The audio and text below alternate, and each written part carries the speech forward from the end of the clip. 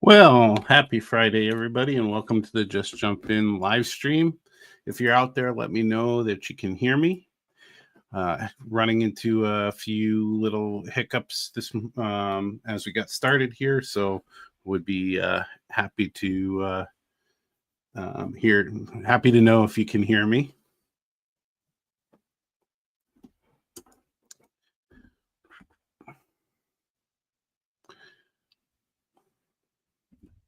It worked. Go for girl. Thank you. So yeah, we've right before the stream, everything was fine, and all of a sudden, we're running into some hiccups with the internet. It got all choppy, and I didn't know if it was the camera that I have or not, because that's not the best camera, but looks like it's working now. So I think we talked about this last week, but I think I finished the tank. It could possibly use a wash. A lot of modelers use washes over top of the whole thing, so that might work. But anyway, this was the last project I worked on, and again, we talked about it last week. I did some chipping methods on this, and just wanted to build a tank model when I had the opportunity to do so. I did after the stream on the weekend. I did add more weathering on the inside, and added more of the dirt or the mud. If I can, it's a little dark on there. Let's see if I can use this. There we go. So I wanted to get it down into the crevices there, and so I got that done. So overall, from a model build standpoint, a really easy, in my opinion, model to put together. So it was all about the effects on this one. So that was what I ended up doing and finishing over the weekend. Let's see who's in the chat. So Gopher Girl was first. She doesn't like chocolate chip cookies, so she doesn't get a cookie, but thanks for being first in the chat. Split Rock, welcome and good evening. Mom, nice to see you. And Tim, welcome in, Tim. I appreciate you being in here. Excuse me. So what did I turn my attention to? I turned back to cars for the AP. So what I wanted to do next was, I didn't want to go off the wall and try and we don't have soft cookies here, Gopher Girl. We don't do soft cookies. I'm a Chips Ahoy guy. That's where it all started. So the idea was to take the flat car, build another one, but make it a gondola car. So really, you're just adding you're building the flat car again, but instead of the stake pockets in the wood floor, you're adding gondola sides to it. So and so I went back to the clinics, the Lone Star clinics, to pull that up again. But what I wanted to do differently is I wanted to put my ever-growing skills with 3D printing and with CAD drawing to the test. And I did that, and I'm getting somewhere with this car. I don't think it's any less amount of time. I think I've worked, worked through 12 hours maybe, between about 9 hours of drawing time, research and drawing and getting it right, and then about 3 hours of printing so far. So it still takes just as much time, But let me show you some things. So again, I'm still sticking with the New Jersey Transit theme. Yeah. Let me bring on.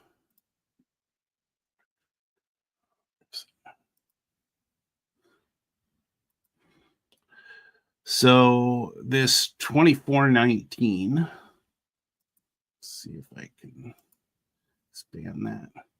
So 2419 is one of many, but this was the clearest picture. And I also like that it was another faded car because it wasn't looking brand new and very red. This one has a light fade to it. There was another one out there that had almost like sand color to it coming across the bottom. This one also has nicks and scratches that I can model. So this was a good one to model. This is going to be an inspiration and not an exact prototype. So I'm still going to go with the 55.5 foot car with that rounded, the rounded bottom. However, I'm going to put as much as I can on to the car to make it look as close as possible to this. So the first thing that I needed to come up with was the heights of the car sides and the ends, because I don't have any of that. New Jersey, it's impossible to find that with New Jersey Transit. So I went searching the interweb. Railroad Picture Archives, which this picture is from, doesn't have that kind of detail. So let me show you what I found on a quick internet search. If I still have it up. Let's see. So I found this company that makes this Greenbrier companies that makes this type of gondola. And I already saw a difference. These have ladders on both sides and both ends. The New Jersey Transit has just little bars on one side and has the ladders on the other. Outside of that, it's pretty much the same thing. So this is where I went to get measures. And so I wasn't really sure about the outside width, but since we had the inside or the outside height, but we have the inside height. And so essentially I'm building up from the flat car. So I'm doing all of the flat car stuff, put down the floor of the flat car. I just won't put the wood planks on it and the stirrups, and then I'll build the outsides. But I was able to find and use this as my guide. And then I went into Onshape. And so you can see here some of the work that I've done quite a bit of work already. So I've already built the core of the bottom with the beams. I've prepared these pieces here, these small pieces with the little hole in them, are the cross beams that are going to go in between the long beams, the center beams, and the outside beams. And I put the hole in there already so that it's easier to wire these for the brake lines. A chief complaint by myself and some others who have built this flat car is if you follow the directions, you end up gluing these cross beams in, and then you have to find a way to get a drill in there. And all of my holes were kind of angled holes, so I had to make bigger holes just so that I can get the lines to go through. Let's see here. and then I started up to build up the outside walls of the gondola. So I'm pretty far along, and I've done a number of test prints as well.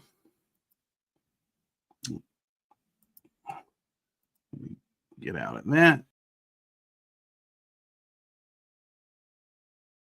little tray. Let's do this right. There we go. Here's my tray. I 3D printed this tray. So I have 015 bronze wire, and then I have 025, and some of it calls for 025 and 015 wire. So for the brake lines, I actually printed it, and so I have these two already threaded on here. So I didn't drill any holes in there. That's from the 3D printing. And this is only because I've gotten better at it from doing the printing. I wasn't able to print a lot of HO scale stuff, and I have the smallest nozzle you can have, and nothing was coming out. But through experience now, I've been able to do that. So this car has been all printed with the smallest nozzle, and I was still able to get the holes in there. These are actually, there's a really slight angle. So this is going to be on the bottom of the car here. And let's take that off. So that's going to be on the bottom, and that's a super slight angle. And I was able to get that printed out. So it's much more precise because I have 8 of the exact same now. And they will go between the beams just like that, except they won't fall down when they're glued in. Now, I do have a way to actually get these in here and print them.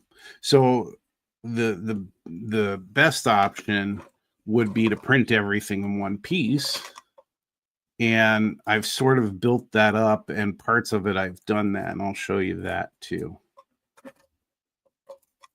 And then while I'm pulling this stuff out, let me know what you all are working on as well. So let's go through. So when I went to design the long beams, you can see these really thin ones. This is what I talk about, how I need to measure 3 or 4 times. This was completely wrong. So I pulled out, and I don't have the car with me. It's downstairs. But I pulled this up to the car. I said, this looks too thin. And I put it, and it sure was. This was not well done. And so I had printed them out. I printed the ones out that had the cut in them for the coupler. So then I went, measured, remeasured, and was able to print them out right. And the other thing that I suffered from on the original car was that there were slightly different cut lengths that were cut. They weren't even. And this gives it a chance to be exactly even, because the printer is going to print them exactly even. And what I did is I essentially built one and then copied that one and then did the extra cuts in here. And so now, again, I can glue all those things together. When I had started this, I started with the next level nozzle. So the most common one is the 04 millimeter. And let me see if I can grab these things, which apparently I cannot. So when I printed this is a piece of channel styrene. This is not channel styrene. This is plastic, but it calls for channel styrene for the end of the car. And I designed the channel, but it printed out flat, and that was with the 04 millimeter. So went back, changed it to 02 millimeter, and I was really against the 02 millimeter because I really wasn't successful. But I did go back and print the channel, and I measured the channel up against the actual styrene channel, and it actually was correct.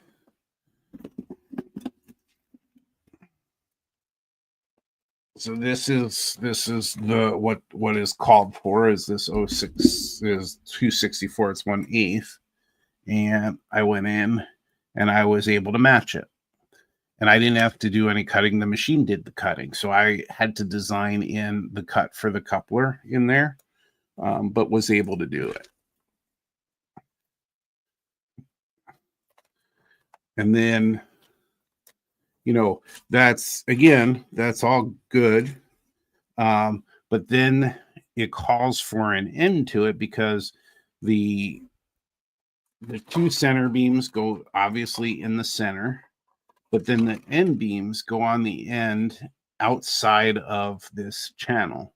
They don't fit in the channel, so they have to go on the outside. So there was another part that you cut or print or you make to go and glue onto the channel. Now I was able to then go and make that piece and print it together, and then I can glue these on where they need to go. However, once again, it's always better for a solid piece to print everything together as one piece. So there was one other piece in the center, and you remember I was complaining about how there was no support for the trucks. So with these center pieces, what they call for is an 060 by 060 piece to go all the way along. That gives it a little bridge. And so I designed that, but then I came back and I designed it all together. So I merged them all together. So this is the solid 3 pieces. So now I certainly could glue all these together, glue the outsides in, and do the glue method. But why not print them all together? So the latest print has 1, 2, 3, 4 essential parts, and that's gives you the framework, and it's pretty precise and way more precise than I had it. If you look real close on the model that actually merited, there's some length problems between these outside pieces, so they're slightly crooked. On here, it's perfectly rectangular. So I was able to do that. Then it was time to figure out, and everything I do is I do it visually, and I put measurements in. So I have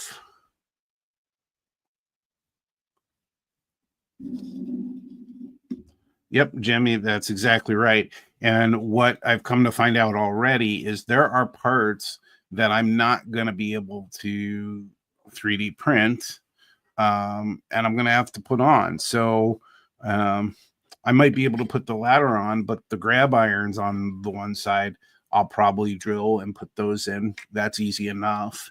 Instead of, because if I print out the grab irons on here, they're going to be super flimsy and super light, and they may not print. I don't know if I can get them that small where I can take the wire, bend it, and drill some holes and get them in there. That's a easy thing to do. And then it was, so the easy part was getting the or mostly easy part was getting the lengths, getting the heights, and converting them into HO scale. And to do that, I always have open the Woodland Scenics model scaler. It's the easiest one. There's some weird ones out there that take a lot of calculations. This one's super simple. I always have it open. And I'm going back and forth with that. One of the really nice things about Onshape is I have a notes area where I can take notes, and I don't have to keep going back and saying this is the measure for this, and then I go measure something else and come back.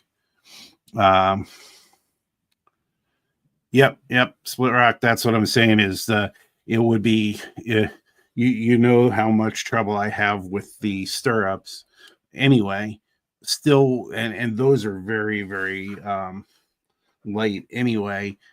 With the brass wire, I think would be much better. And I don't have to have the thick stirrups. They can be, the stirrups can be a bit thinner. And so I can use brass wire instead. So if we just take a quick gander back at the picture, I've got to find a way so that I don't have to go back and forth, and I can just call it up or show it with what I'm showing. But as you can see, you have the stirrups down here that I'm going to have to do. There's a little bit of a loop and a little bit of a hook in there. As details. With brass wire, even brass sheet, I could do those. The copper sheet is really, or brass sheet, I'm sorry, is really soft. If I use the 025 brass wire that I have, that'll be easy enough and sturdy enough, much more sturdy than the sheet, and much more sturdy than printing it in the plastic, because plastic's sturdy, but when it's that thin, it's really delicate.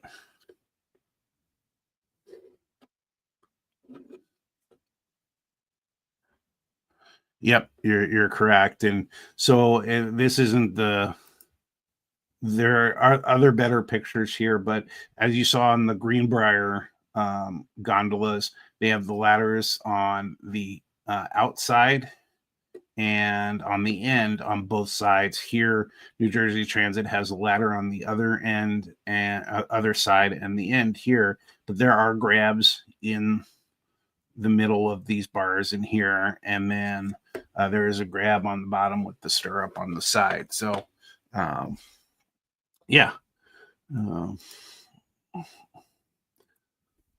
So that's what I was doing. And now if you look here, I don't have a way, because I'm not next to those.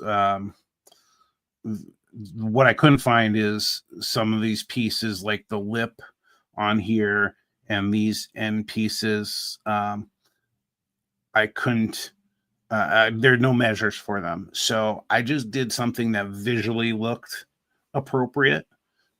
This one may be a little bit lower than I wanted.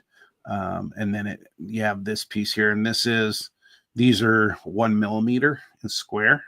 And then this is 020. So if I was going to do it in styrene, I would do 020 styrene instead. I have that printed on there.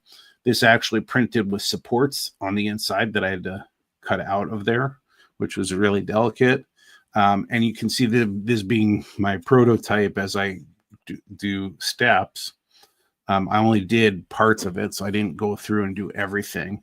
One of the great things about Onshape is it saves every step, and you can go back several steps and change something. And I've done that a ton when I was making changes to the holes. So here are basically my final ones of these cross beams.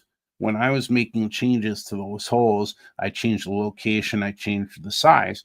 I could go back and do that, and then it takes effect on all the steps going forward. It's a really neat program for that, so that you go back and fix things that you need to fix when they don't come out right. So, and this overhang looked to me like a bit wider. Um, so if you look at this side, I made that a little bit wider because it also is going to have those side beams instead of the stake pockets. It's going to have basically stakes attached to it. The other one, and it's hard to see this detail. It's an up close detail. It's in white, and so it's super hard to see on here. But there are actually um, these are. I'm assuming the ends are intended to come down, and I'll show you on the actual car. Do that. Do that and that. Do that. And if you look here, there's a hole in those to lock those in, but it's extended, the steel is extended out, and these round pieces on the end. So I actually modeled that, and again, unless you get up close until these are painted, they're really hard to see. And on the um, and I don't know if you can see it there because the camera is just terrible for this. But there is a hole there, but you can't see a hole on top. And this is because it was printed here, so it kind of filled in the hole there. But I can tell you that while I designed these, they're out of whack a little bit. I have to fix those. Let me see if I can um, pull it up to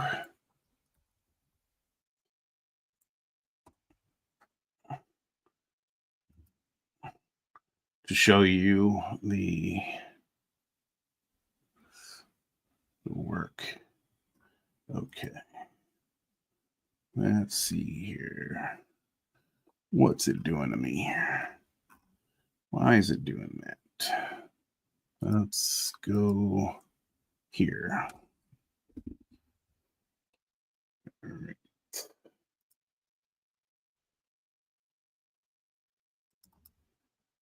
So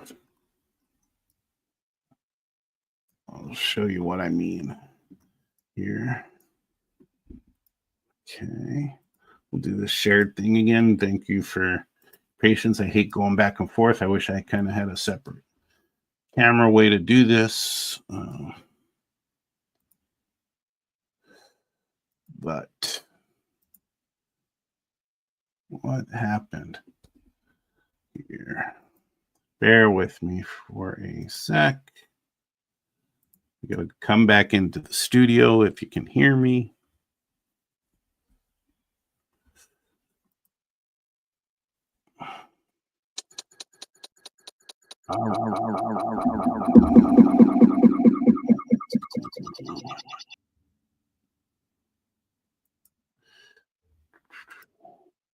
Hello. Okay. Oh, this last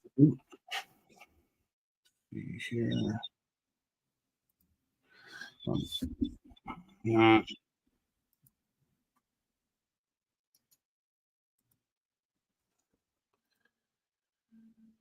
yeah. Uh,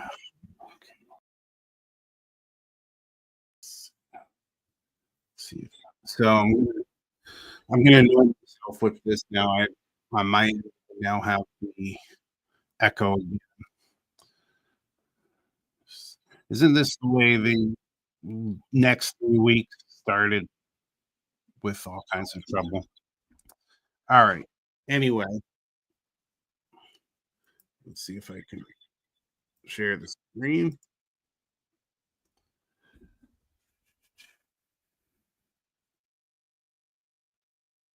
And, uh, let's see. I'm gonna try something else here. I think I have two versions of it.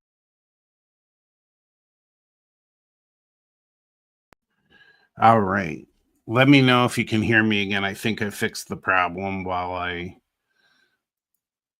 did something else I don't know what the heck I did, but apparently I can't do technology anymore.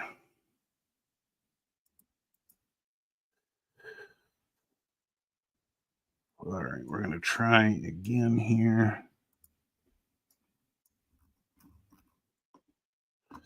Okay.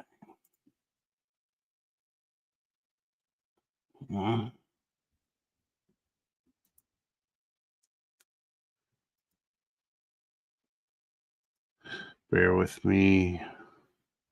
Please, please, please don't go away, man.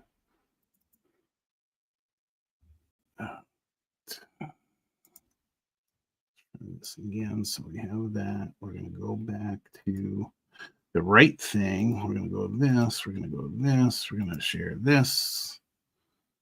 And boom. Let's see if we got it here. All that for this, and it's too far away. So all I wanted to show you was this.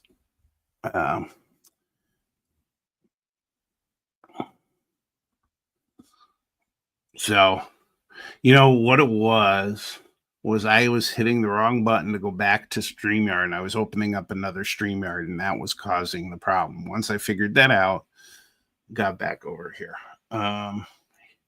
But definitely I can use all the clinics in the world. I love learning, and if you can make this a better show, I'm all for it, Split Rock. So here's what I'm showing you is that's where they're off the way I designed them. So I just need to maybe extend them slightly so when they're printed and painted and you actually can see the detail, that they'll actually line up. Yeah, so that, and so they're on each side. So I just doubled them up, and put them on the other side as well. And then I can go back. So what I was talking about is now that those are in place where I want them, I could go back to the original drawing, fix them the way they should look, and then come back out to where they're all assembled, and it'll automatically update them. And that's what I really like about Onshape. But that's a little bit of detail that I put in. And then as we look at the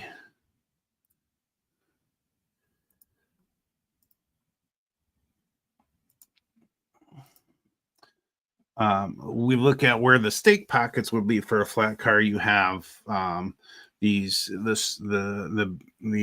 support beams on the side frame.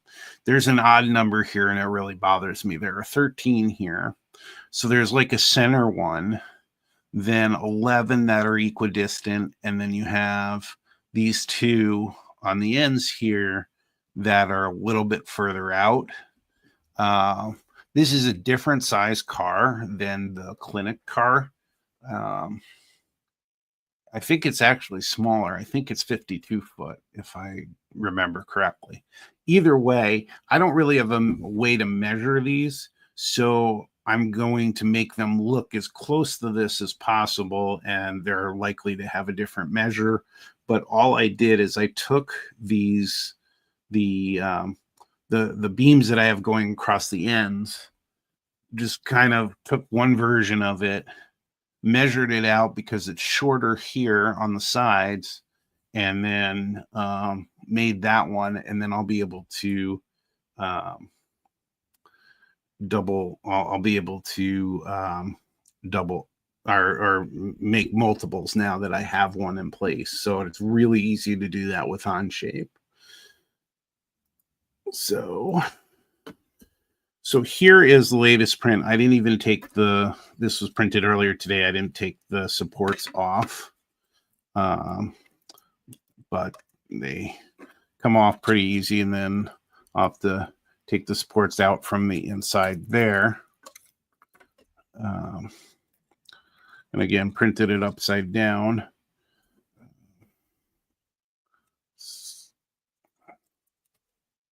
So it doesn't, so we'll have to fix this, how we print these pieces a little bit better on the ends. But here's the first one of these beams on the side. Now I could make them a little smaller maybe, so that you have the overhang here.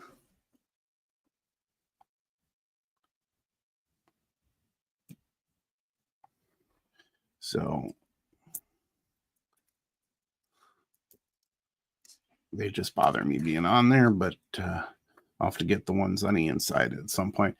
But this is the latest version. So I got them both ends, and what it was really easy to do on the one end is I copied all this essentially and pasted for that end.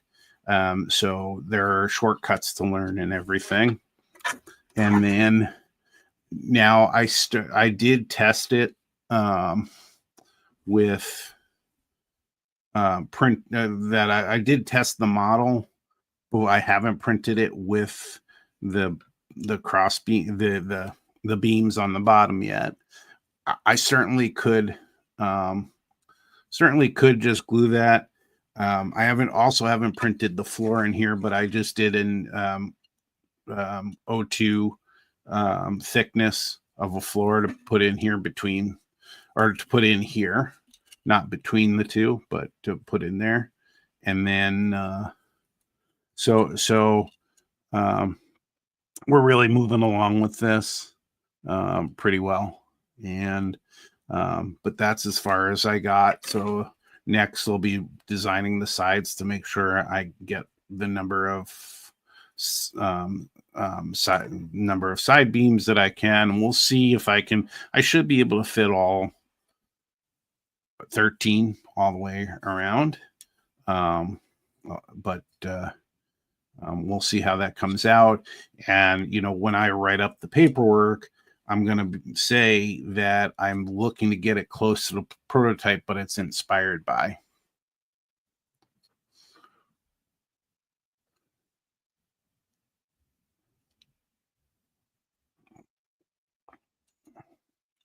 So, and the other thing I suppose that I could do if I want to be, I don't think Split Rock, maybe in your time or anybody else who's an engineer in the chat can tell me, have you ever seen, I don't think I've looked for them either, but when the gondola sides are pulled down or gondola ends are pulled down, I certainly could do something really creative, like keeping them separate and latching them in so that they could be pulled down. I don't think I'll be doing that, but I'm curious on that.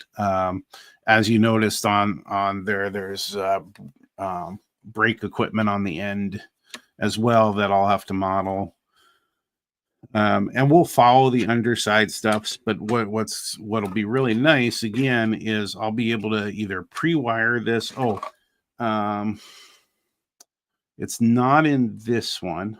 I haven't printed it out yet, but the other thing that it wanted you to do after you've created this and you have all these beams across is for the brake parts, since the wires go through the middle, there are 2 slots that you have to cut out. And that was impossible to do with a knife. So I actually did that in Onshape already. So I have the slots already in there so that I can add the brake parts when it's time to add the brake parts and the wire. But I'll be able to feed the wire. I don't have to put in the wire first. I'll be able to feed that wire in easily because the holes all work. I'll just have to get them glued in there or printed in there. And we'll just keep moving along with this. But so again, this is about, I haven't been keeping close track, but I would say it's been about 12 hours, 9 of which is really design. Hopefully I made it sound really easy, but it's not. You still have to design it. You still have to get all the measurements right. You have to go back and fix things. You have to go back and fix things when you measure them in the first place, and then you got to go back and fix them after you print it and you see it doesn't work. Like for instance, I haven't fixed them, but those little end latches, I'm gonna have to go back and fix. That's it's something, because you can go back and Onshape and go back through the steps. I'm not worried about doing it now because it's not going to affect most of it. And even if it does affect most of it, it's still going to fix itself. So let's see here.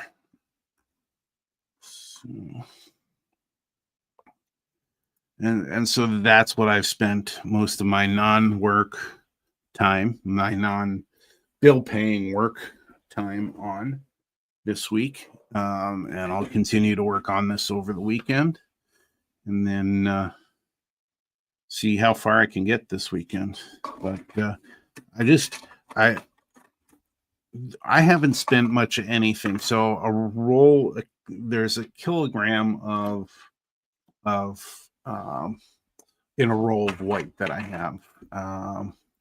Let me pull something up here. Just see if I can find something here quick, just to give you an idea. Let's go back to print history. So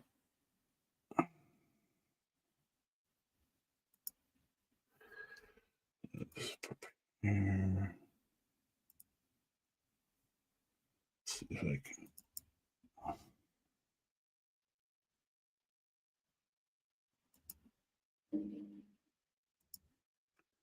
So I can get this one open just to give you an idea.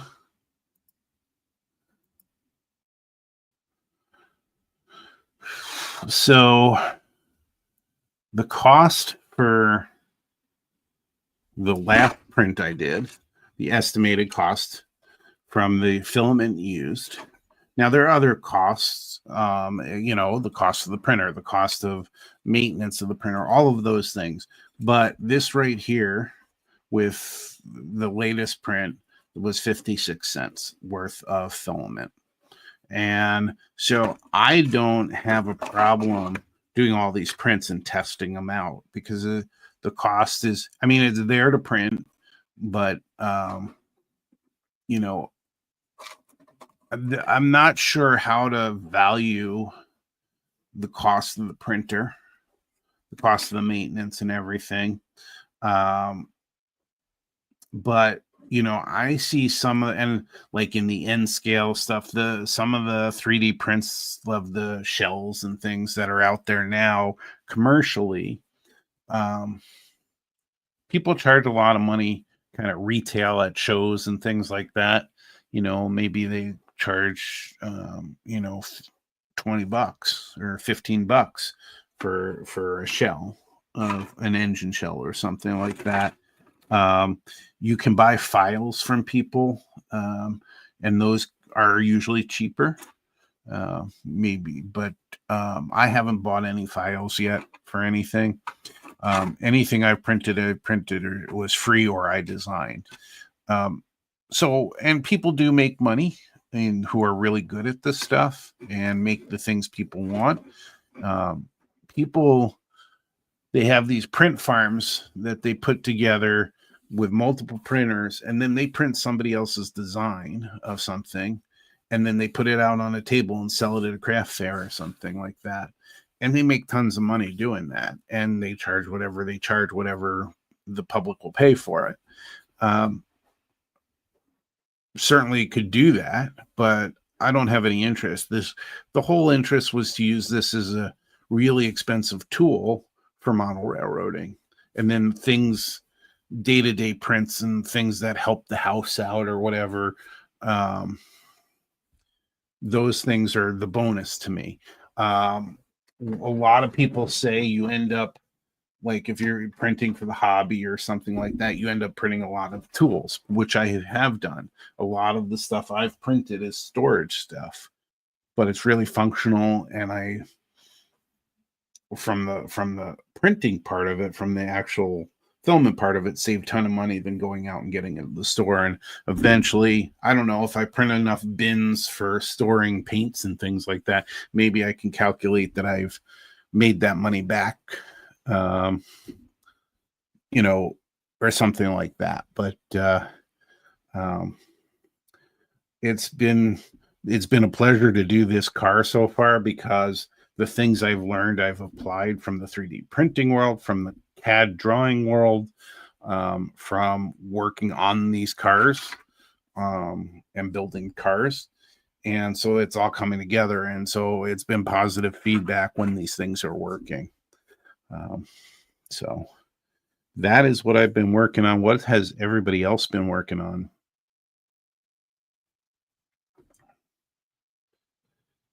And wow.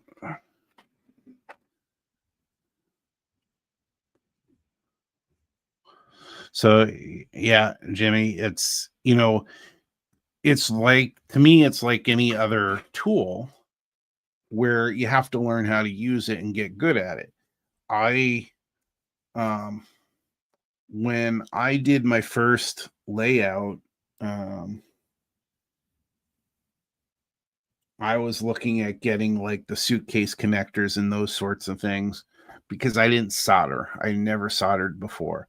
Um, you know, getting feeder wire, when I the first track I had was Cato N scale track, and I learned how to put that stuff together without soldering and all of that.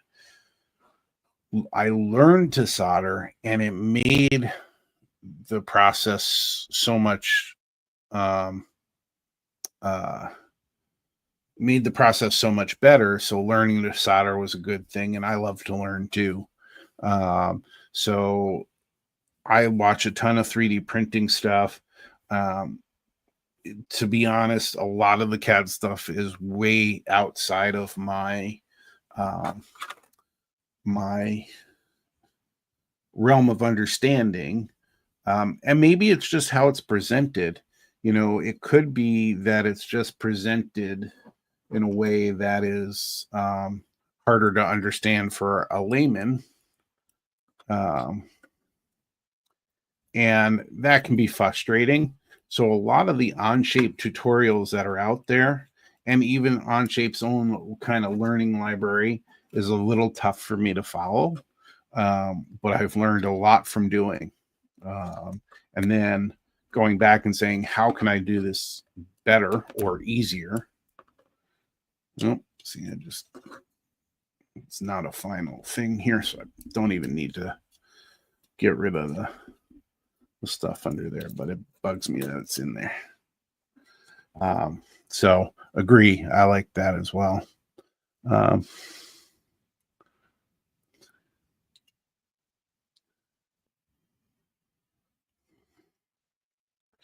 Oh, neat. I've been out of the N scale business, and I'm resisting to go up in scale further. But we have, N scale is pretty popular in our division. So we hear all about it. And actually, when I did the operations retreat, one of the layouts I operated on was N scale, and so that was kind of fun, because it was large, and it was in a small space, but it was large, so that was fun.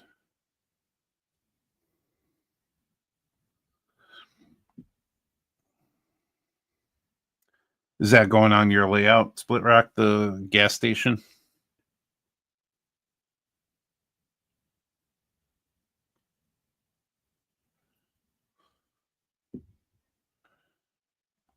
Yeah, and yeah, Mom, and like we said, while it didn't lead to a lot more sales, it did get people to stop, and it really had that nostalgia vibe to it, and so So yeah, it came out really well. I was shocked that it came out as good as it did.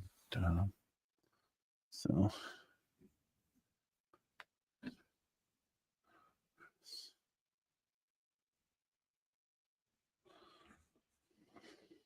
you know, I just of all the, you get all these shorts that come across these. There's tons of them that come across um, the across YouTube, and one of them came up where it was somebody saying how much money is made on gas. And I remember back in the day, gas station owners would say, "Oh, we make a penny per gallon," and that sort of thing. And she was going through, and the what surprised me was the biggest the biggest seller in convenience stores apparently is the hot food, like on the rollers and all that stuff, which I love. Like at Quick Trip, I love going in and getting some of the hot foods and stuff. I don't think it's the best, but they sell me on it. But it's amazing how many millions of dollars they make on that compared to everything else in the store. But gas was definitely on the lowest part of the lowest part of that. So, Split Rock, you have like a downtown area, right, for your Agate Bay. Is it going in there, or is it going in another part of the layout?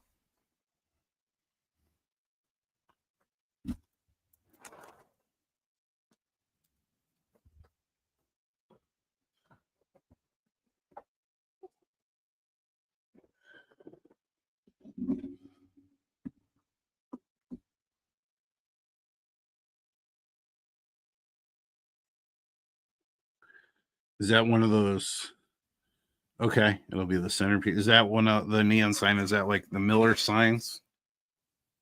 Or my mom actually sent me one. I have one somewhere, which it's like for a um, I don't know if it was for a hotel or if it's I have to dig it out again.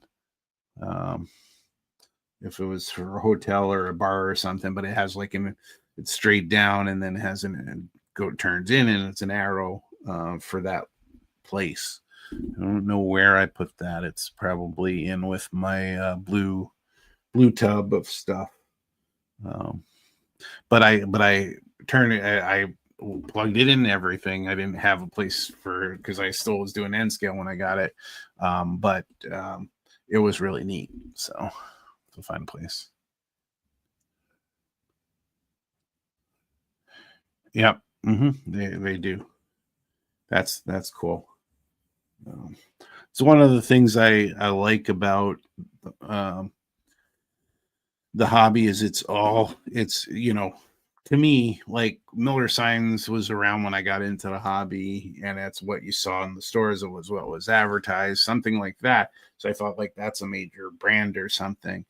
But as you get to know all these companies out there, most of them are mom and pop. And if you reach out to them, if they can sell it, they're willing to do it. And some of them, if you befriend them, they're willing to do it anyway. So that's really cool. Hey, Brad, welcome in. Um, I have to catch up, but what I was going through is this bin of stuff is all on 3D printing. So going from the flat car, I'm going to build a gondola. And so I've started to do that, and I'm trying to do that in 3D printing versus doing it in styrene for as much as I can. So I've been going through, you can catch on the rebound, you can catch up all the stuff I did, but I have a Bamboo A1 printer, and so that's what I'm printing on and designing a gondola.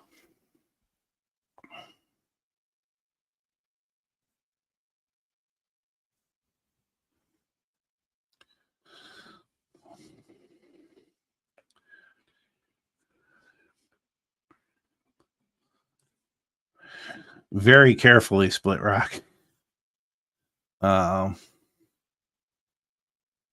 The I don't have another printout of that one. Because I think I got rid of the one I had because it was broken up.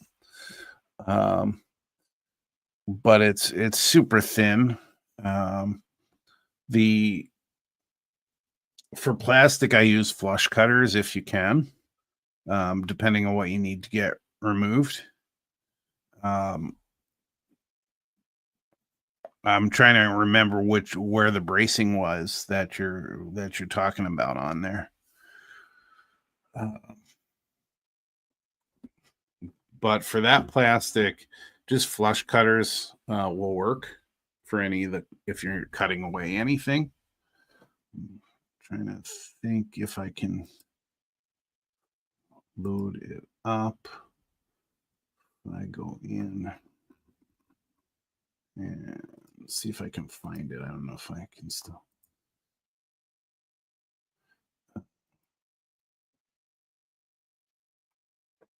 Let's see.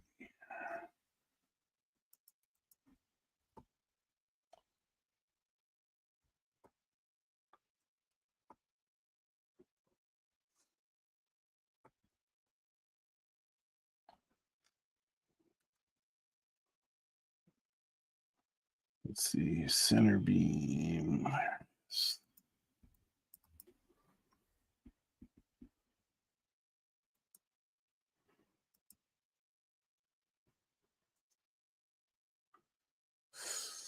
Come on. Open up for me here.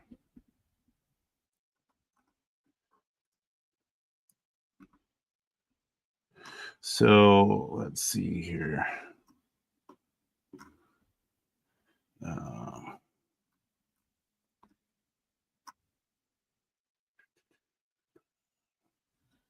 right.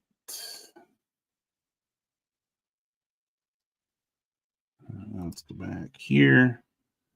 Let's go there.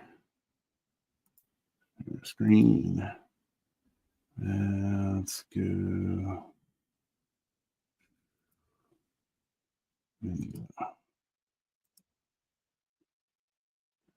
All right. So let me know what part you're talking about here. So.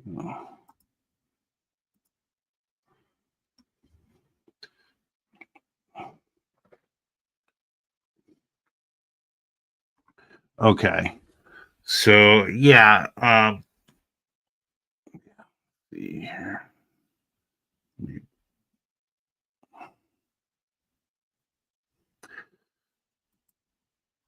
So if we go to this, the preview,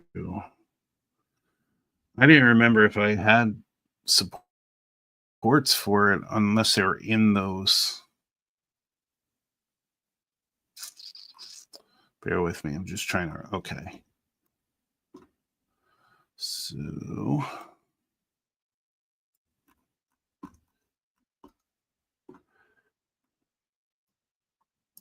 So the tree supports on there, or the cross beams. If you want to get rid of the cross beams, you'd still have to cut them out, I think. So it might not be pretty, and you might have to try and sand it down. It's not easy to sand this plastic. It's not conducive to sanding, which is a downside to it. So yeah, so if you're trying to get rid of the cross beams in there, cutting with a flush cutter, or yeah, I mean that's probably what you're gonna need to do, and just kind of cut away or chisel away. You're gonna break blades if you try to bend them in there. If you use a chisel blade, you might be able to do some damage to it.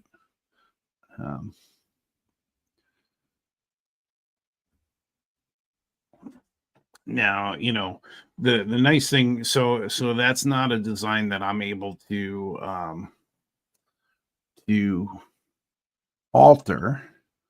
But that's the good thing about designing, is you could go in and design it so you don't have those pieces in there that may be um,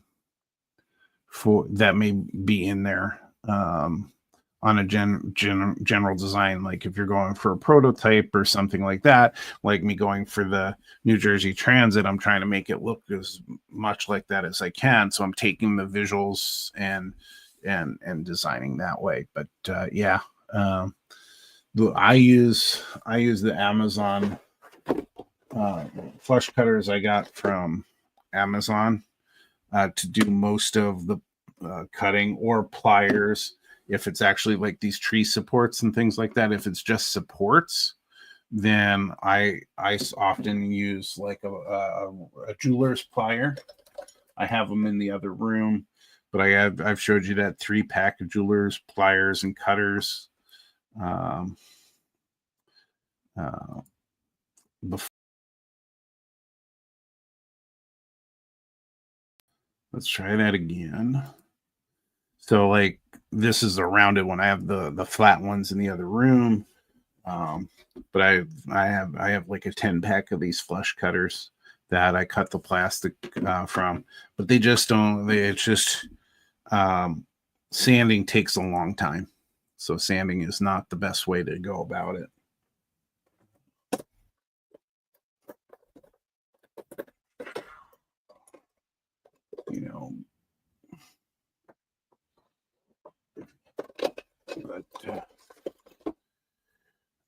But yeah, it's not really a chisel blade. But yeah, the only other thing I can think of is a chisel blade. But I think even with a blade like an X-Acto chisel blade, you're going to break that on this stuff if you're going directly into it. But so I think cutter is the best way to go.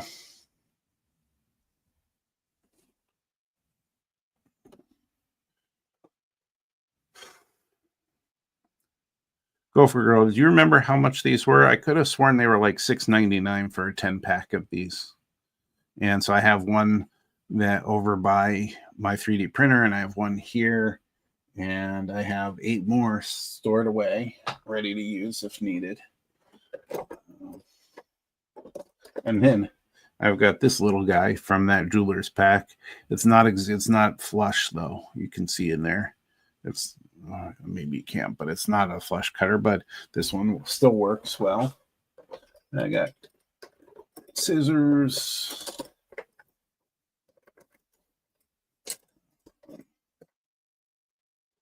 I still have this. These are still my favorite flush cutters. Use them as sprue cutters. I got these at one of the shows where one of the tool people had the bins out of the tools, and I found this at somebody's recommendation, and I still love these. I've been using the other flush cutters just because they've been more grabbable. When I was doing the tank and I was doing the sprues, having this edge is thinner, get in there and get up close on some of the tighter things than this. So I'll use this any day for sprue cutting, and this for everything else I need flush cuts for.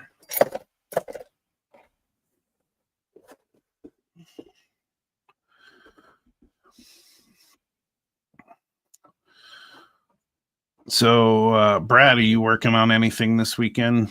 Jimmy, anything? Or are you guys outdoor guys during the summers? Although I'm not sure is it winter where you are, Brad, or is it summer? I can never remember if it's southern. I think it's southern hemisphere and northern hemisphere, the different seasons.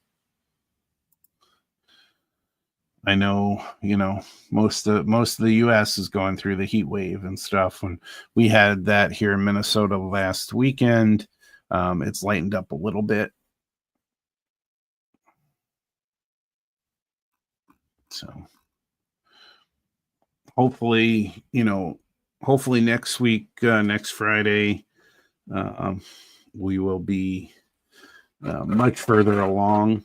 Um, and the process has felt different building this than building the styrene. That was a little bit more, it felt more labor intensive, but this is labor intensive. I'm just into it in a different way because I'm doing what I like the most is the design work. And so I'm enjoying that. And so I can get lost in it and it doesn't feel like all those hours.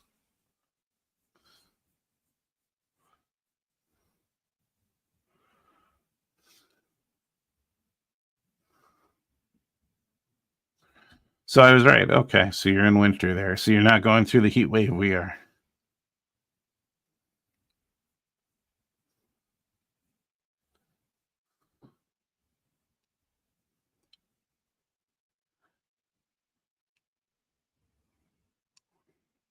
So when I went to the convention, I didn't know what to bring, but I brought I brought the what is it, the Elmhurst commemorative model, that Accurail kit, to do something at night when I wasn't doing anything else or wasn't sleeping or whatever. Does anybody bring kits like that or work to do? I haven't seen Randy in here. I know he does. He brings his stuff everywhere. He brings his briefcase full of stuff and goes to work. He just plops down anywhere and gets to work on his N scale cars and stuff. But I really like doing that, and so hopefully I'll be able to do that in the future. I'll be visiting my mother in August. And I travel light normally, and since I won't be driving and have control of that stuff, and we'll have to carry stuff along, I don't usually bring stuff with. Also, my mother's really sensitive, just like Gopher Girl is, to fumes and things like that. So it's hard to bring glues with. Although I use the odorless CA glue all the time now because I'm sensitive to CA. Apparently, I have trouble breathing if I'm using that stuff. Yep. He sure does gets. I think he gets everybody's money. Although I guess I haven't been to a large show in a while, so I haven't seen him around.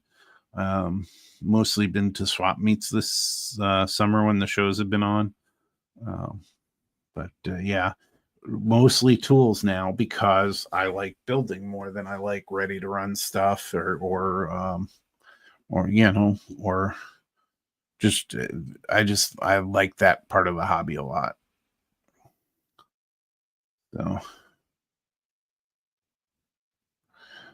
So my favorite glue is Alien's tacky glue because it gets tacky and keeps things in place. And Splarak, you can correct me if I'm wrong, but I thought that canopy glue takes a really long time to stick. I thought, or maybe it's just cure, but I thought it was like 3 hours.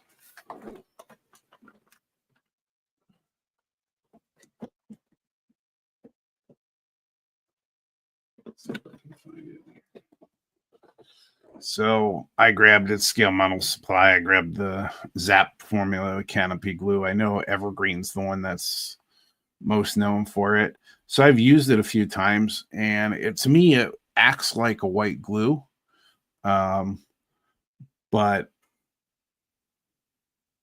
here it says on here drying time for handling. So even to touch the parts is 3 hours.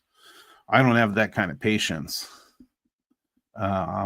for that, and I'm not a speed builder, but that's I don't have enough room for enough projects to have that. But I mean, the canopy glue works. You don't see it. It's great. I just like, I went out, I've got to use the tacky glue because I went out and bought this thing, this huge bottle, and I got the Dollar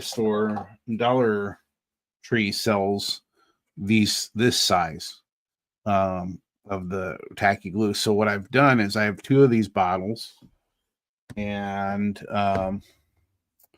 I just take from here and fill this one up. The other one I use for distilled water that I have, but yeah. But everybody's got their preference, and I know this is kind of strange, but I'm actually happy that I have a preference. It means I've been doing work for a while and have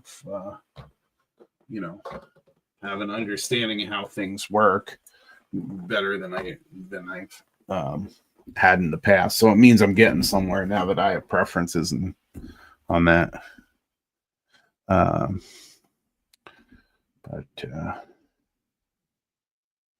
the other thing that I have to watch out, I look at all other kinds of model building and things like that. I listen to lots of podcasts, and the tank building got me. I'm doing everything I can not to get shipbuilding started because I don't need more on that. I really want to focus on the AP program and stuff. So I don't want to get into that, but it's always tempting to do shipbuilding, to do get back into the sci-fi stuff that I like to do. I would love to do like an X-Wing and a TIE fighter from Star Wars and all those kinds of things. But I gotta tamper that a little bit so that I can focus on this stuff, and get back to the other pieces of the building, get back to the building of the cars. I've got to get back to the cab car because I got to finish that up at some point. And then get to the building the other cars as well. I dabbled in doing the shell for the engine. I've got to reach out to some people to. I did get some advice on in Onshape to do this kind of work where it's surface work. And I'm going to try and learn that. But there are folks that have already been doing that on engines and stuff with CAD drawing. So I've got to find them and reach out to them to get some advice on how to do these. Because again, some of the Onshape tutorials and things and some of the stuff, even when you get help in groups and stuff like that, still a little bit hard for me to understand. But to go from the flat piece to this is pretty big. So, I'm here right now and I got to get to something like that. And so this was a good leap, but I gotta get more detailed on how I do these things. If I'm going to do it in 3D printing. I don't have to do everything in 3D printing. There's no reason I can't do a 3D printed shell to start with and then add in fans and details and things like that. But I want to get one of these engines as one of my AP, one of my low motive power AP. I'm still looking at doing like the catenary maintenance engine as motive power. That's a pretty boxy, very square kind of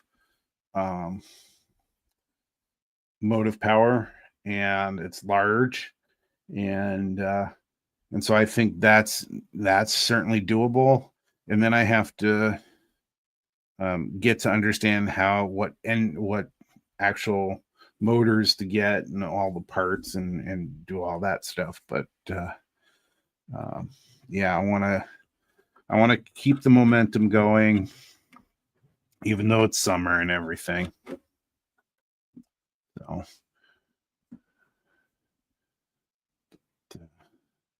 I have been babbling on for about about an hour and 20 minutes here, and there is some ice cream that's calling my name, and want to have some family time. So I'm going to go ahead and shut her down for the evening, and just remind everybody to just jump in and try something. You never know what you're going to like, and what kind of enjoyment you're going to get out of it. So I appreciate everybody stopping in and sticking with me through all the techie stuff. I'm going to keep getting better at that. Hopefully I finally figured out that one wonky thing. And so when that comes up, I can get that turned off pretty quickly.